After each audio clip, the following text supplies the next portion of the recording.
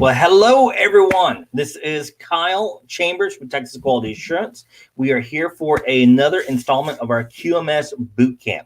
So QMS Bootcamp, for those you don't know, is actually a part of a 4-day course, which has now even been expanded into several other contents for auditing, root cause analysis, you name it. But we're taking one excerpt from part of that training today. We are talking about auditing. So there are some things you need to know to have a successful internal audit. So we're going to dig into those. We're going to talk a little bit about what is a process-based audit. If you tune into the podcast, you've probably heard me talk a lot about this idea of a process-based internal audit. But what does that mean? I mean, let's be honest. The quality management world, really management ideology in whole, is full of these ideas that are just kind of fluff nonsense, if we're realistic with ourselves. And that is by no means what I want to do here. So I want to make certain that you have some real, good, accurate, helpful information to do your job and to do it better. Now, before we get started, hopefully you're probably tuning into this on either LinkedIn Live, YouTube, so forth. What I want you to do is go ahead and take a moment, make sure you subscribe to the channel. We have tons of content out, especially on our YouTube channel. For the Quality Matters podcast, the Business Visionaries Book Club, we're doing a lot with it right now. So make sure you subscribe. That way you can stay up to date with this content, and go check out some of the old content that we've got in there as well. Tons of helpful stuff, and only more is headed. So let's pause from that and let's jump into the content of what we're talking about. So let me go ahead and throw this up on the screen for a moment. So we are talking today really about integrated audit, but we're looking very specifically at the process of auditing. So if we're going to talk about the process of auditing, there's a few things that we really need to understand that are really, truly valuable and important. As with all things, especially in the quality management compliance world, it is very possible to, dare I say, overdo it. So we want to make certain that we only add so much detail and so much complexity as is required to do a good job. Any more than that is going to slow down our operation, hamper the process, confuse people, make it feel overwhelming, and that's not what we're looking to do. These audits are a fantastic tool to learn and understand and assess our business. So what we're talking about here is we need to have an audit schedule. So we'll be discussing what makes a good audit schedule. We're going to talk about kind of process audit planning, which ties in very, very closely with that audit schedule. We're going to talk about actually performing the audit. What's that look like? What are some of the questions you need to ask? Which we have a couple of videos to talk about, but we're going to detail a little bit further. The audit report, really what's that include as well? And then we're going to have kind of a little bit of a follow-up on some of these audit issues, improvement ideas. So let's dive in. So if we're going to talk about the audit schedule here, so the audit schedule is more than just saying, I'm going to be in this department on this date, or I'm going to be working here at this time. I'll be honest with you, I really despise is almost the right term. Despise the department-specific audit, right? So when we're auditing, let's say that you've got a production system, which most of us probably would have, and maybe we're making widgets, maybe we're doing field service, maybe customer support is a product or service we're delivering. Whatever it might be, our organization is going to be broken up into departments. Now, you'll find these departments do generally line up well with our processes, but there's a lot of overlap. So let's take an example. You have, let's have a fun fictitious company here. So let's say that we are, because I got it right here, manufacturing pocket knives. Great. So we need to manufacture pocket knives. So we've got a lot that's going to go into making our knives here. So what's going to go into that manufacture of a pocket knife? Well, we're going to have the right people with the right skills, knowledge, and ability to perform the work. We've got to have the machinery, the equipment, the maintenance programs in place. We have to have folks handling the hiring and training and onboarding process. We have to worry about various legal requirements, technical aspects such as the materials that we're utilizing. I'm looking right here. I know that the blade's going to be made of one alloy. We've got kind of this weird rubber on the outside of it. That's very particular as well. It's got certain texture to it. So we've got a material spec there as well. So what are we going to be doing when we audit our company? We could say, well, we're just going to audit each department. And this is a pretty common way that folks start an internal audit, especially that first time around. So what might the departments be? Well, we're probably going to have accounting and finance. Okay, maybe we'll have purchasing. If you're a small business, those may all kind of be in the same spot. We're probably going to have someone working in the machine shop. Maybe we're going to have a heat treat process, but we're going to have all of these various functions in the company. Now, what we really want to do is assess the requirements that we're auditing. That's really where the audit schedule starts. Now, you guys know, if you check out many of the videos here, that I'm not commonly a fan of going to the standard to start our list. But in this case, it's a pretty darn good spot to start. So let's dive in and look at the ISO 9001 standard here for just a few minutes. Let's see if I can pull it up there. Woo, there we go. All right. So we have here our ISO 9001 standard.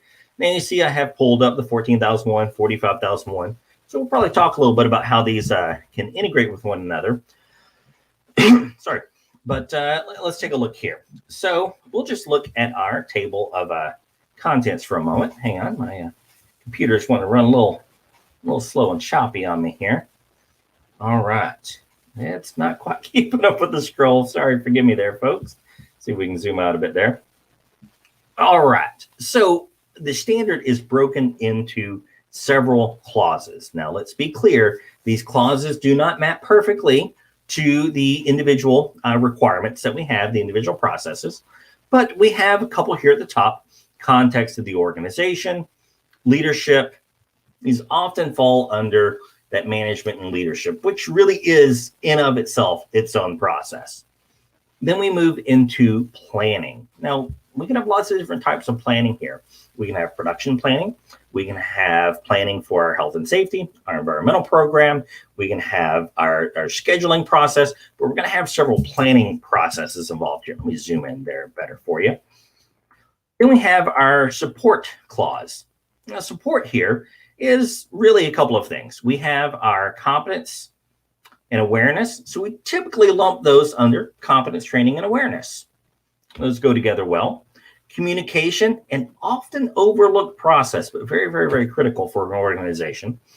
And then we have our documented information process. So let's just go ahead and make a running tally of these.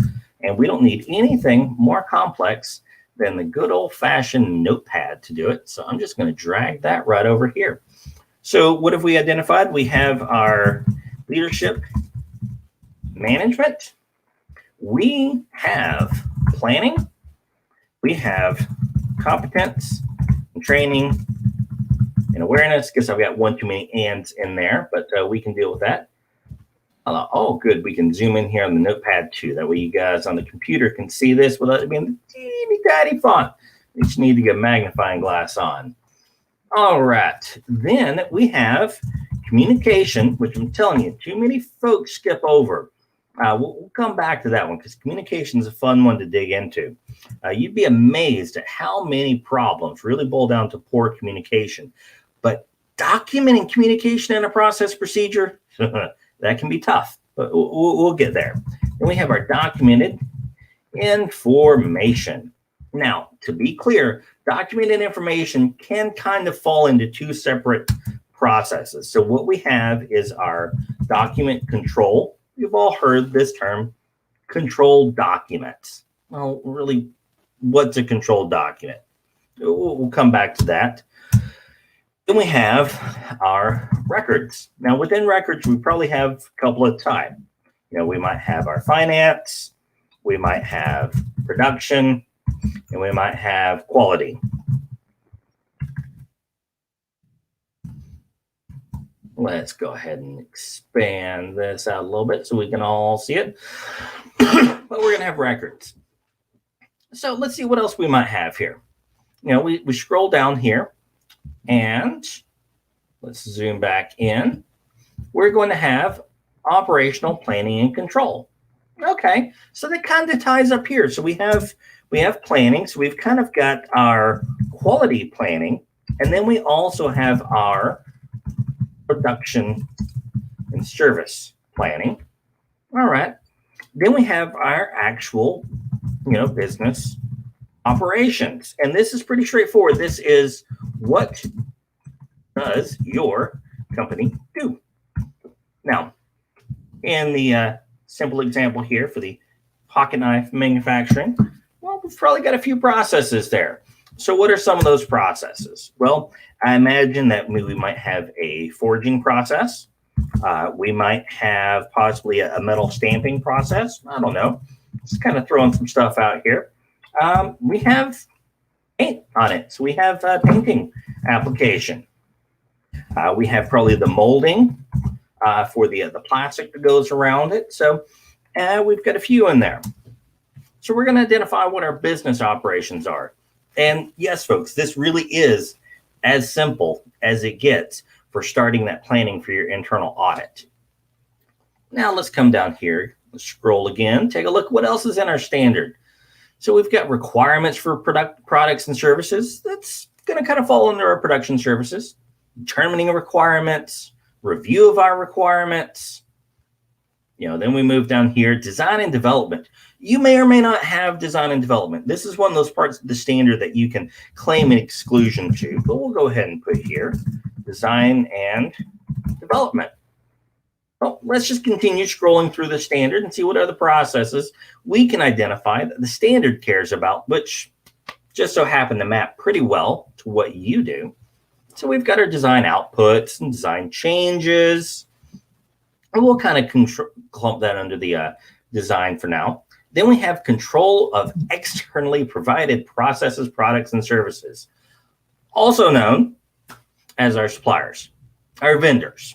Okay, so let's add that on here. We have our supplier management.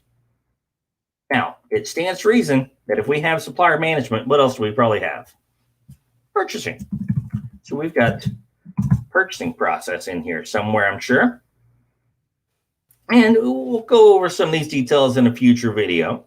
But let's take a look here. Now we have our general production and service provision, which we've kind of addressed already. Here's a big one, though. Identification and traceability. This is one of those that can get you in trouble if you are not careful. So let's make sure to put on here that we have our material traceability. You know where material traceability fits in really well? Well, yes, it fits in kind of your business production operations. But purchasing, that's a place where you're really going to find a lot of opportunities for tracking those materials. This one, here's another fun one. Property belonging to customers or external providers. So we will list here customer, property, and we'll put, external provider property. Not all of you, this will be applicable. This may absolutely not matter for you, but it is not uncommon to have, say, a fixture from your customer, or even technical specifications from your customer. Say that you are under license to manufacture something for a customer. Very, very, very common that you're going to have those specifications under your control. They're really your customer's intellectual property. You have to manage them carefully. We have product preservation. Don't destroy things. Take good care of it. Post-delivery activities. So this is going to start to fall under, let's zoom out just a tad here. We have post-delivery, which implies delivery. So we have our ship receive process, pretty straightforward. Release of products and services. Now, what are you going to do before you release something? Well, you want to inspect it. We have an inspection process, most likely, in this fictitious organization. control of non-conforming outputs. Now, you'll hear us talk a lot about non-conformance reports, monitoring defects, non-conformities. This is the clause of the standard where we get that from. You will notice that the term non-conformance report does not actually appear in the standard. But that's a whole other topic for a future bootcamp video that we have scheduled. So we'll add in here control of non-conforming product and process. I personally like to add the and process to the end of it because this non-conformance report tool that we so commonly use can be used to track anything that is non-conforming, which then means we kind of need to define what non-conforming is. All non-conforming means is the output that we observed isn't quite what we identified it should be. You know, this could be with anything. I think I was a minute late starting this live stream. It's non-conforming. It was supposed to start at 2. I think I started at 2:01. We've got a non-conformance there. Maybe I want to write myself an NCR and say, hey, we started this live stream late. Then we can trend this over time. Maybe it turns out that I have a problem starting these things on time, which I would learn by reviewing that data after the fact. Now we're moving into performance evaluation, which is another fancy way of saying, let's monitor the work we do and how well we do it. So we have a whole other set of processes over here, and this is going to be monitoring and measuring. Monitoring and measuring includes several things. So let's take a look here a little bit.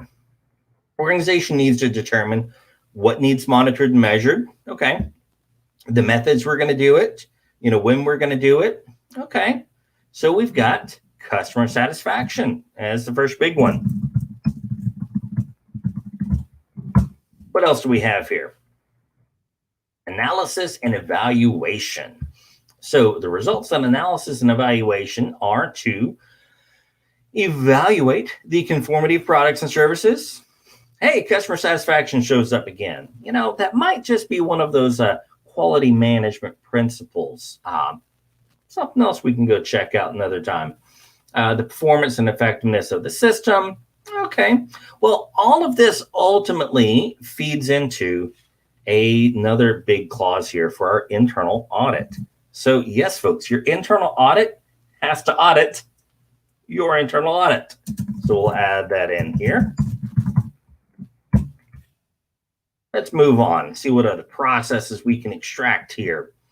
Another big one, got our management review. Management review is one of those activities that you simply have to conduct on an annual basis, if not more frequently. And again, while I am not always a fan of going straight to the standard to get a list of things to evaluate, let me give you a little tip here, folks. If you want to conduct a management review and you're like, I really don't know how to lay out this document. Like, what do we need to review? What's important to review? The standard outright tells you. Now, you can add more to it, but dadgum, copy these bullet points. Letter A, that becomes a slide on your PowerPoint. Letter B, that becomes a slide on your PowerPoint. Letter C, that becomes a slide on your PowerPoint. And then let's just go ahead and create some additional slides for each of these bullets down here, and you get the point. But what are we looking at? We're going to be talking about changes in external and internal issues. Okay, so changes in external and internal issues. What's that? Well, we all had this little thing called COVID and the quarantine that happened sometime in 2020. Well, that's a lot of changes to the external environment, and it caused a lot of changes to internally how we operate and function within our business. Maybe we should review and analyze these things and say, how well did we do responding to that? Could we have done better? Maybe. What could we have done differently? Some folks have really managed to grow their business in the last year and now maximize on some great opportunities. Management review outputs, something else to take a look at later, but it's going to be included in the management review. Now we have improvement. So guess what, folks? If I can type here, continual improvement is a process. I was an ISO auditor for a few years to do the third-party certification audits, and I left a finding for a company once before because they could show absolute nothing for improvement in the past year. The couple of corrective actions they did, which feed into that continual improvement cycle, were really more of just noting that they had problems, and there wasn't much of a preventative measure in place. So they actually wound up having a finding for these things, because the fact is you have to continually improve. Again, if 2020 taught us anything, it is that we have to be willing and able to respond to changing needs.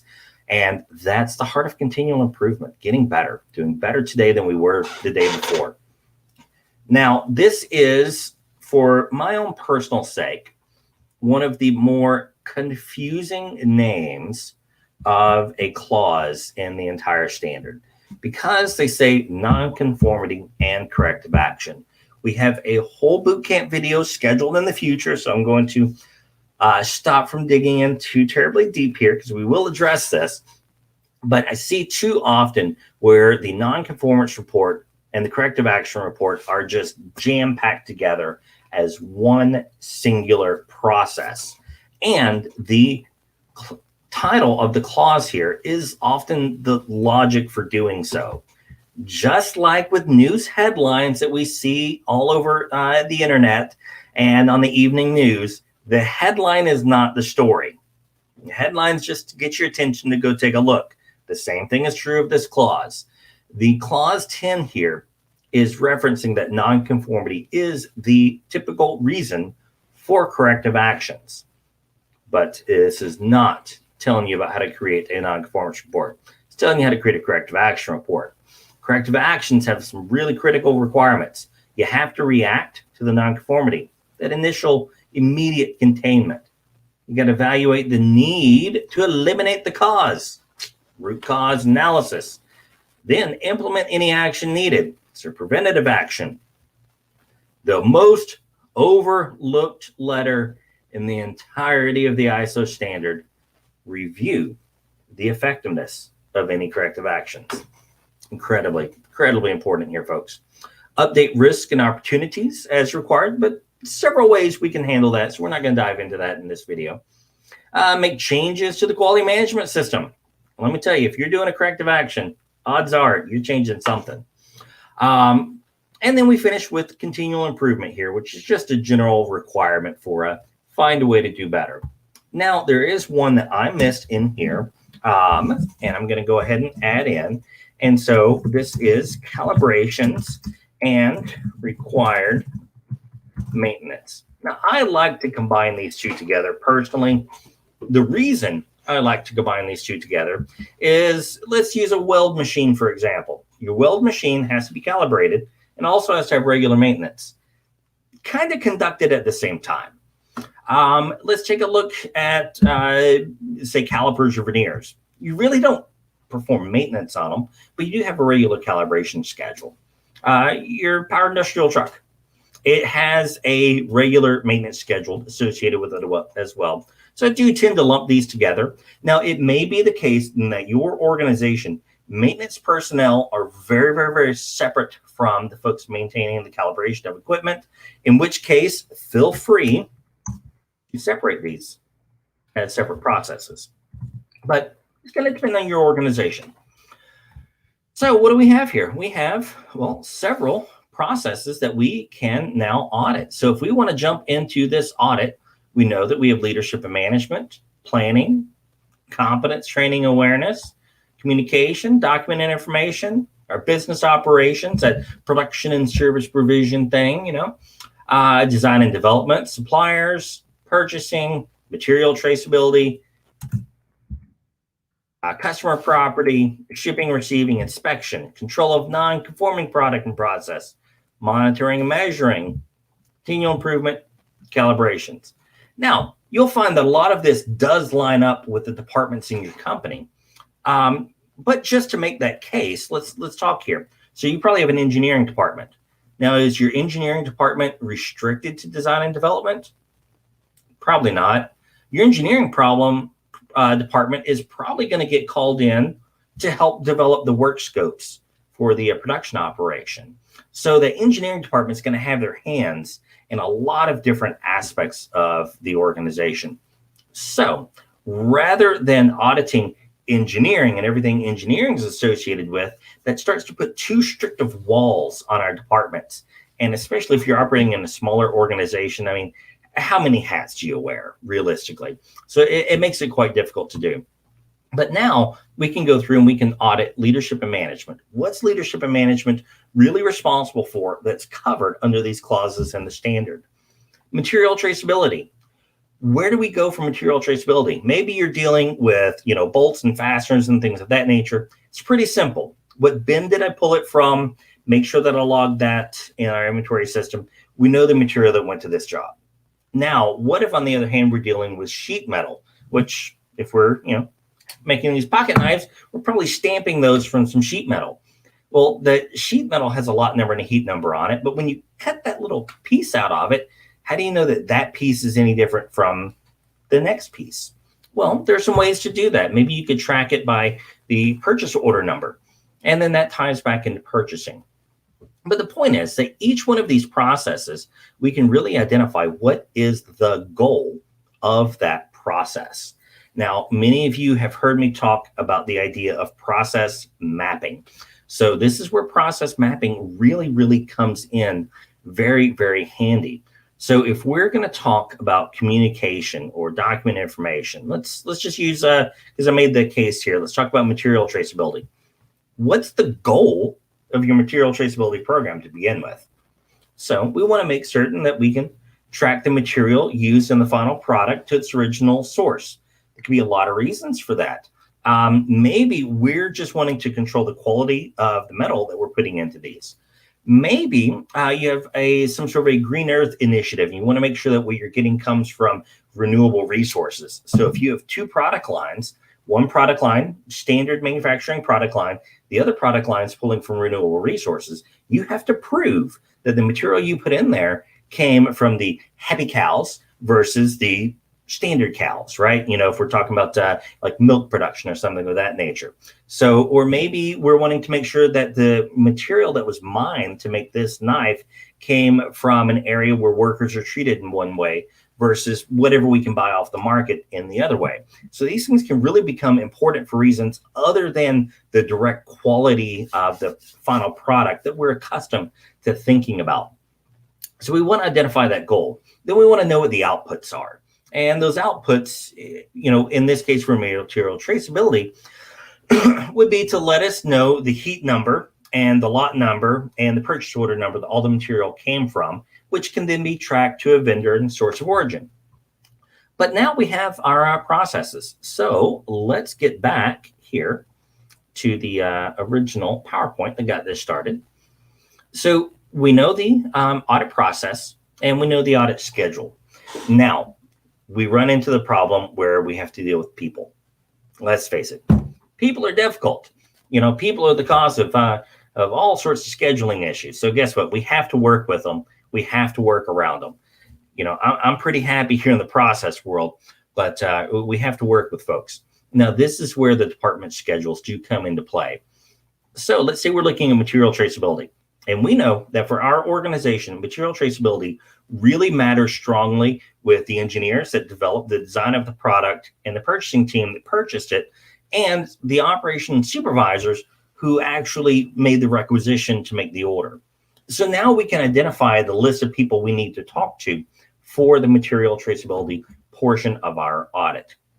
This does mean that people in a small business may wind up being audited several times as a part of other smaller processes. But this does mean that there will be minimal disruptions in their day as we go about conducting this audit. So then we're going to lay out the schedule for that audit. Now, when it comes to actually performing the audit itself, I want to talk a little bit about this here. So I'm going to go ahead and change the camera there. All right. So when you're conducting the audit, actually, because I want to make a point here, you see these points right here. No, yes, or no questions. When do you get to do it? Never. Never. Don't do it. It's just that simple. We don't do yes or no questions. The yes or no questions just wind up causing us all sorts of problems in the audit. Another question, I probably should put a mark up here for it, is avoid asking why. Now, we've all talked about root cause analysis before. We understand the value of the 5 whys. It's a fantastic tool for me to conduct when I'm trying to solve a problem. Now, when I am working with someone else, well, why did you do that? That does not get received very well, folks. Folks don't like to hear why. It feels like you're being questioned, which you are, but it feels like you're being questioned with a negative connotation. So some better ideas here, might be some good things to kind of jot down, is when you're asking someone, let's talk about material traceability. Okay, so we see that for the stamping of these knives, that someone is stenciling the, or maybe using a paint marker, stenciling the purchase order number onto the section of metal that they cut out. Now, if I just come up to that production worker and say, well, why are you putting that purchase order number on there? And he could immediately kind of get in the defensive. A better way to ask that question is, do you know what benefit you have when that is stenciled on there? Who made the request for it? Or can you show me in the procedure or in your work instruction where you've been told to do this? Now, in doing so, you can have a better line of questions. Well, what did you gain from that? What would happen if you didn't do it? You know, these are really good questions. They get at the heart of what we're trying to learn by saying, why do you do it? But without the negative connotation. And this is the best part of all. It allows us to learn and understand a lot about that person's job and that person's duties, their responsibilities, their way of thinking. And it gets you just a little bit inside of the culture of that organization, maybe how this person interacts with their manager, what they see as important and what they see as vital. And you get all of this from just very few, very particular questions that you ask as you go throughout the course. So then we get to the last part here, audit reporting. Now, again, rather than pulling up some fancy template, which we have tons of these, but rather than pulling up some fancy template to show you what that audit report should look like, I'm going to show you how simple it can be by just another notepad document. So what we're going to do in a process audit is, and we'll pick on material traceability here again, because we're having fun with material traceability. So we are going to identify, zoom in better there, the process audited, material traceability. Who do we talk to? Employees interviewed. All right, so we'll say Larry, Mo, and Curly. My gosh, people, I hope you get that reference. If you don't, yeah, that's not good. So we talked to Larry, Mo, and Curly. You know, what the departments visited. And this is going to give us good information later to kind of backtrack and figure out where things went wrong. Or, you know, maybe where they went well. So we're going to say here, we talked to shop B, and we talked to purchasing. Okay. Then what we're going to do here is we are going to give some general notes. And these are just, you know, details about who we talked to, what we found, blah, blah, blah. You know, we're going to give a little bit of information. You don't have to give a whole lot here. But what you want to do is the goal of the notes is to show evidence of conformance. That's it. You want to say, hey, look, I looked for conformance and I found it. Here's my evidence. I found it. Then we're going to want to make a note of documented information reviewed. And here's where we're going to say doc 1, 2, 3, 4, you know, work order 789, you know, spec AB 456. And we're going to go through and document all of the records we looked at. comes in very, very handy later on, because now you know not only who did I talk to, the department I talked to, what were my thoughts, feelings, understandings of this process, and what records did I use to come up with those conclusions. So all of this is really, that's a process audit, folks. There's not a lot to it. Now, let's say we did find something. There's a process that we like to use at Texas Quality Assurance. It's called the Perry approach. So what we do is we have, it's an anagram, Perry. We identify the problem, our evidence, the requirement, and this last one's the best one, the impact.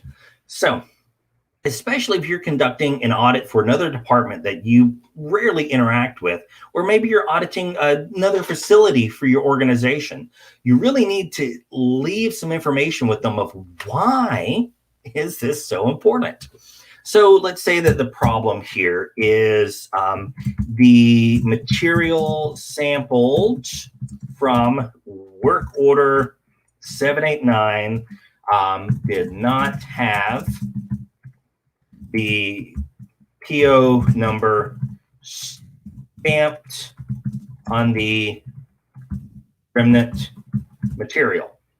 Okay, well, let's see, what was our evidence? Well, our evidence was the sample of material from work order 789, interview with Mo.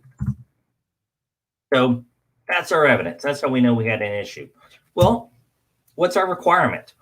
Well, we might have here, let's, our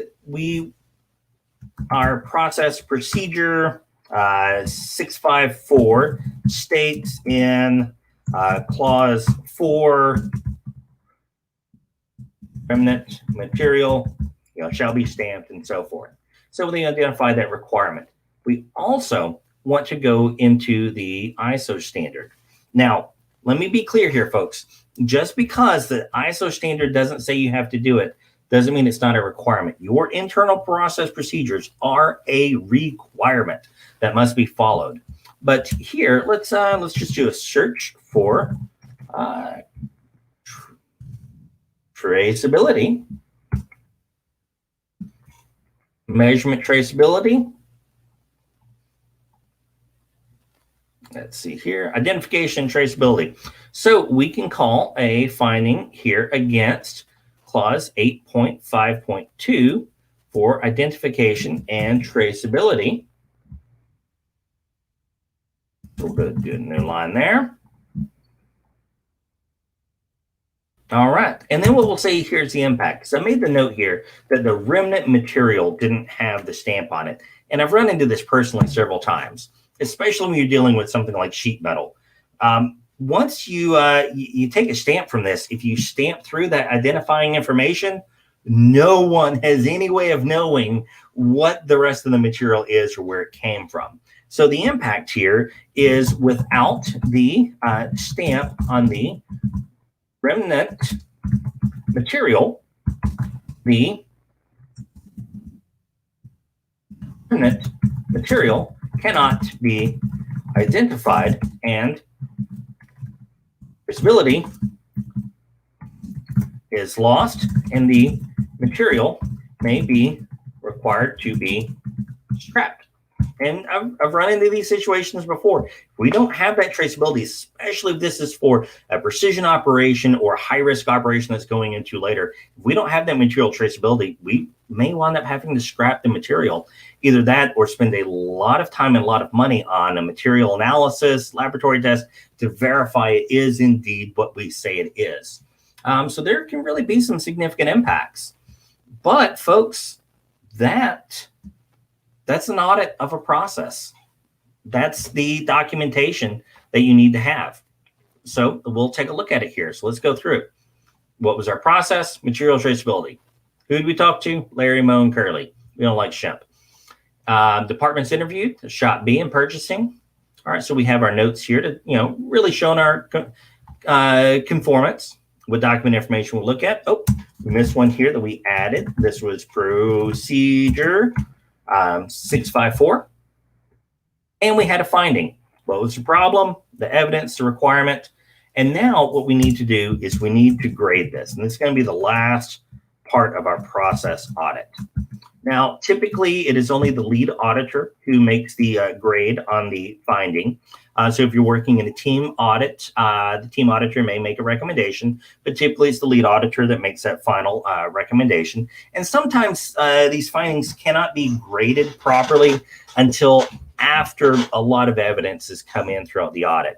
But we have a few options here. So we have OFI, opportunity for improvement, which should very rarely, very sparingly be used, because in your role as an auditor,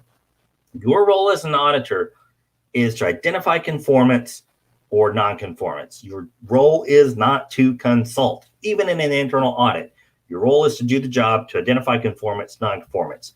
OFI should only be used when maybe there's a potential gray area, or you see perhaps one department's functioning differently than the other, and you see that there's some potential for problems in the future, but even that starts to get a little gray and fuzzy on the auditing consulting world.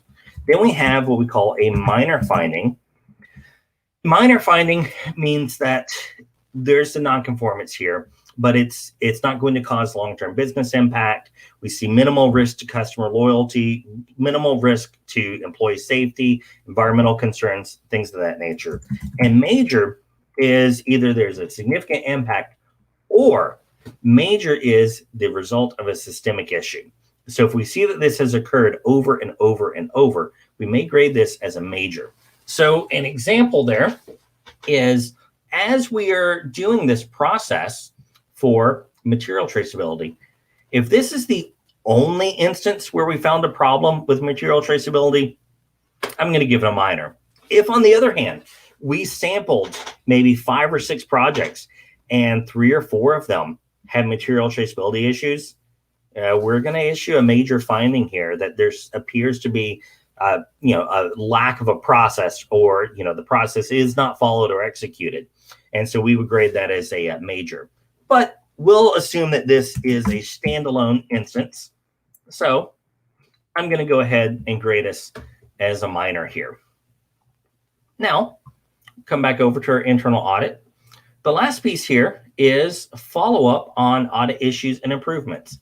And that's a straightforward one, folks. Is what you want to do is you want to make sure that you follow up with the necessary corrective action. Now, let me be clear on this one. If you have 20 findings in an audit, which does happen, but if you have 20 findings in an audit, you do not have to have 20 separate corrective actions. We kind of made the example here, right? That what if we had 5 instances of material traceability issues? Well, it would seem to me that they would trace back to that same root cause. So we might just issue a singular corrective action for all 5 issues. But that's going to be a major component here, is we want to make sure that we follow up on those audit issues and make improvements. So the last piece I'm going to talk to you about here is those corrective actions. What I said is the number one missed component in the ISO standard, in my experience, is down here in our improvement section, talking about the follow-up on our corrective actions to make sure that we have verified the effectiveness.